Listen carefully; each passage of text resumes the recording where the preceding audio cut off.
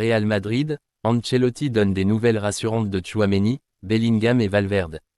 Aurélien Tchouaméni, sonné lors de sa sortie. Carlo Ancelotti s'est voulu rassurant face à la presse pour Aurélien Tchouaméni, Jude Bellingham et Federico Valverde. Dans un match dominé de la tête et des épaules par le Real Madrid, les merengues ont décroché le dernier billet pour la finale de la Supercoupe d'Espagne au détriment de Majorque, 3-0. La Maison Blanche tentera de conserver son titre face au FC Barcelone ce dimanche soir. Si les hommes de Carlo Ancelotti ont assez aisément triomphé de leur adversaire du soir, plusieurs Madrilènes y ont laissé des plumes à l'image d'Aurélien Tchouaméni, Jude Bellingham et Federico Valverde. En conférence de presse, le technicien italien s'est montré rassurant sur l'état de santé des trois cadres. Bellingham et Valverde ont des surcharges musculaires. Sous la forte chaleur saoudienne, les organismes des 22 acteurs ont été mis à rude épreuve, même lorsque l'on s'appelle Jude Bellingham ou Federico Valverde. Ce dernier a même été remplacé assez tôt dans la seconde période, ce qui est assez inhabituel pour être souligné. De son côté, l'international anglais se tenait l'arrière de la cuisse droite à la toute fin de la rencontre. Et Aurélien Tchouaméni a été contraint de quitter les siens après un gros choc à la tête dans un duel aérien. Aucun risque n'a été pris par le staff médical de la Maison Blanche qui va avoir besoin du tricolore face au FC Barcelone. En conférence de presse, Carlo Ancelotti est revenu sur l'état de santé des trois cadres de son effectif. Tchouaméni, le médecin a préféré le sortir du terrain, car il s'agissait d'un coup à la tête. Bellingham et Valverde ont des surcharges musculaires. Nous ne nous attendions pas à cette chaleur et ça a affecté le rythme du match. Si tout va bien, ils devraient pouvoir tenir leur place respective face au Barça en finale de la Supercoupe d'Espagne dimanche prochain. Real Madrid, Vinicius convoqué au tribunal. Vinicius et Bellingham, le combat contre le racisme dans les stades espagnols connaît une nouvelle avancée. Selon l'agence de presse EFE, l'ailier du Real Madrid Vinicius Junior témoignera en visioconférence au tribunal de Barcelone le 23 janvier, pour une affaire d'insultes racistes dirigée contre le Brésilien lors du Classico, le 28 octobre 2023. 2 supporters catalans seront cités à comparaître devant le tribunal, procès durant lequel Vinicius interviendra donc. Les images de vidéosurveillance et les témoignages ont permis d'identifier 3 supporters comme auteurs probables des insultes racistes. L'un d'eux étant mineur, il ne comparaîtra pas devant le même tribunal que ses 2 compères. La juge Carmen Garcia a offert aux Brésiliens la possibilité de se présenter comme victime dans cette affaire. Une situation qui n'est pas inédite de l'autre côté des Pyrénées, puisque 3 supporters de Valence ont été condamnés en juin dernier à 8 mois de prison après des injures racistes, déjà contre Vinicius Junior. Bellingham, c'est grave docteur. Bellingham, 1. Le Real Madrid n'a pas de nouvelles inquiétudes concernant des blessures avant sa finale de Supercoupe d'Espagne contre Barcelone.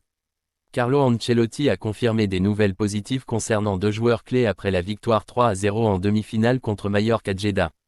Les Blancos sont attendus longtemps pour assurer leur place en finale alors que Jude Bellingham a finalement lancé le bal en deuxième mi-temps. Jude Bellingham va bien. La star anglaise semblait en difficulté dans les dernières minutes, avec son partenaire au milieu de terrain Fede Valverde remplacé à la 75e minute, mais Ancelotti a confirmé que la paire serait apte pour la finale. Ancelotti a également informé les fans sur l'état de santé d'Aurélien Tchouaméni, la star française ayant été retirée par précaution après avoir subi un coup à la tête, et le Real Madrid pourrait être inchangé pour son affrontement du Classico. Le capitaine Luka Modric sera examiné par l'équipe médicale du Real Madrid à l'approche du coup d'envoi contre les Blaugrana, le milieu de terrain vétéran étant absent contre Majorque en raison d'un virus. Alphonso Davies a pris sa décision. Alphonso Davies entre le Real Madrid et le Barça. Alphonso Davies ne devrait pas rallier l'Espagne. En fin de contrat du côté du Bayern Munich, Alphonso Davies est annoncé en permanence du côté du Real Madrid, en compagnie de Trent Alexander-Arnold. Avec cette doublette, les Madrilènes auraient rajeuni leur couloir à moindre frais et pour de nombreuses années. Néanmoins, l'international canadien aurait décidé de refroidir les plans des Madrilènes puisqu'il faudra peut-être débourser une indemnité de transfert pour s'offrir ses services. En effet, si l'on en croit l'un des derniers messages du spécialiste Mercato Ekrem Konour, le latéral gauche aurait décidé de prolonger son contrat. Barça, plus de peur que de mal pour Robert Lewandowski. Robert Lewandowski irait bien mieux après avoir été aperçu en train de boiter après la victoire du FC Barcelone. Le FC Barcelone est en finale de la Supercoupe d'Espagne. Les hommes d'Hansi Flick ont parfaitement maîtrisé l'Athletic Bilbao pour son premier match de 2025 grâce à des réalisations de Gavi et Lamine Yamal. D'ailleurs, ce soir, les Blaugrana seront fixés sur leur adversaire. Ce sera soit le Real Madrid, soit Majorque.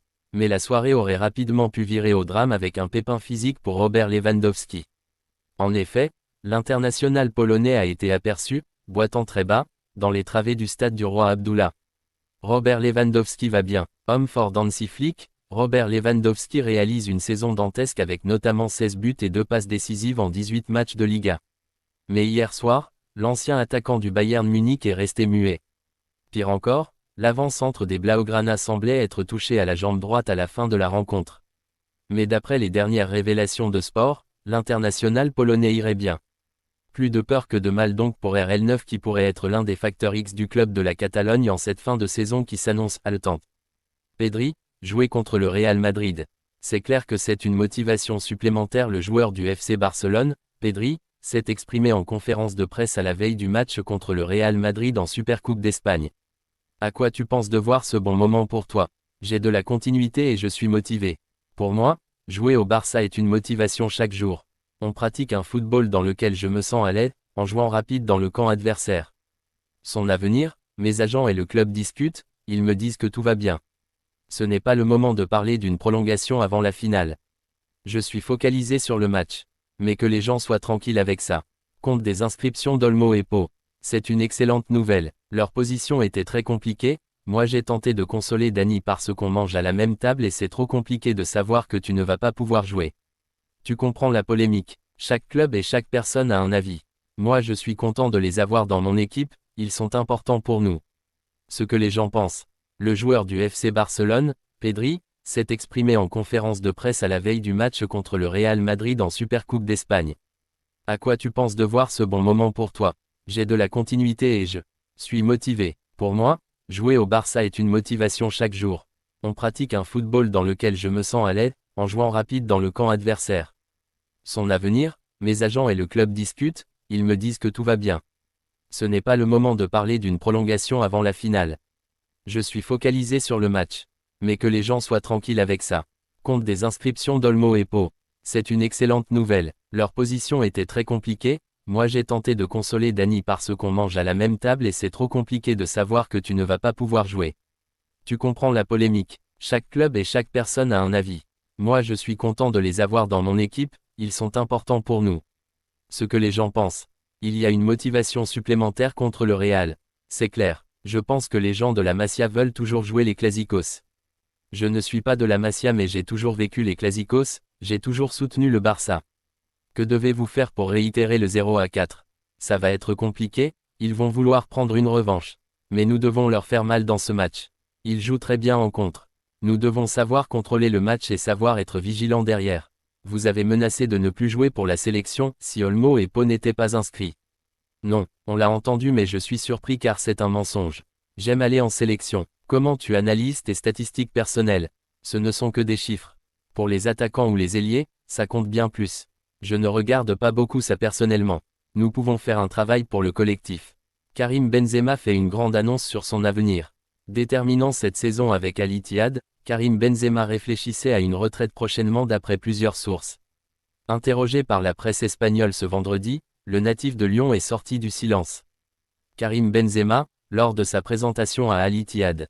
Après 14 ans de bons et loyaux services au Real Madrid où il aura marqué l'histoire de l'une des plus grandes institutions de l'histoire du football, Karim Benzema avait pris la décision de rejoindre l'Arabie Saoudite à l'été 2023. Un choix qui avait été tant critiqué que compris par des observateurs du football qui n'avaient pu que constater l'exode de plusieurs stars vers le golf lors de ce même été. Mais comme souvent dans sa carrière, le Nueve n'a pas cherché à faire l'unanimité, mais a simplement suivi son instinct qui l'a mené à une si grande carrière par le passé. Avec Al Ittihad, le Lyonnais aura été critiqué pour sa première saison. Jugé moins impliqué et en proie au doute après plusieurs clashes avec Nuno Espirito Santo et Marcelo Gallardo, qui n'auront pas fait de vieux os à Jeddah, le ballon d'or du peuple a remis le bleu de chauffe cette saison. Écouté par ses dirigeants dans la construction de l'effectif, le quintuple ballon d'or a ramené Laurent Blanc sur le banc de son équipe et a renforcé son escouade avec les venues de Predrag Rajkovic, Oussem Aouar, Steven Bergwijn ou encore Moussa Diaby. Des renforts de poids qui ont permis à KB9 de se relancer sportivement et de remettre Al Ittihad au sommet du classement en Arabie Saoudite. Fier de ce redressement sportif, l'ancien chouchou de Gerland s'est octroyé une petite visite auprès de ses anciens coéquipiers du Real Madrid après la victoire de son Al Ittihad face à Al Hilal en Kings Cup. Karim Benzema ne pense pas à la retraite. Retrouvant des visages familiers, Karim Benzema a également pu s'exprimer avec Kylian Mbappé, son ancien coéquipier en équipe de France qui a connu des débuts mouvementés à Madrid. Forcément, cette visite de courtoisie n'a pas échappé aux journalistes espagnols qui se sont empressés d'obtenir quelques paroles de la légende madrilène. Mieux, Marca a publié ce vendredi soir une interview avec l'attaquant de 37 ans. L'occasion pour le Nueve de revenir sur son futur qui fait beaucoup parler alors que les médias ibériques affirmaient récemment que le joueur formé à l'OL envisageait de raccrocher les crampons à l'issue de la saison. Barça, une porte de sortie en Espagne pour Ansu Fati. Ansu Fati avec le Barça. Alors qu'il ne semble plus entrer dans les plans d'Hansi Flick, Ansu Fati pourrait trouver une porte de sortie dans le sud de l'Espagne. La situation d'Ansu Fati au Barça semble plus que jamais incertaine. Malgré un contrat courant jusqu'en juin 2027, l'ailier formé à la Masia peine à trouver sa place dans les plans d'Hansi Flick. La mise à l'écart d'Ansu lors de la demi-finale de la Supercoupe d'Espagne face à l'Athletic Club, malgré l'absence de Dani Olmo et Pau Victor, a envoyé un signal fort. Le technicien allemand ne compte visiblement pas sur le jeune international espagnol.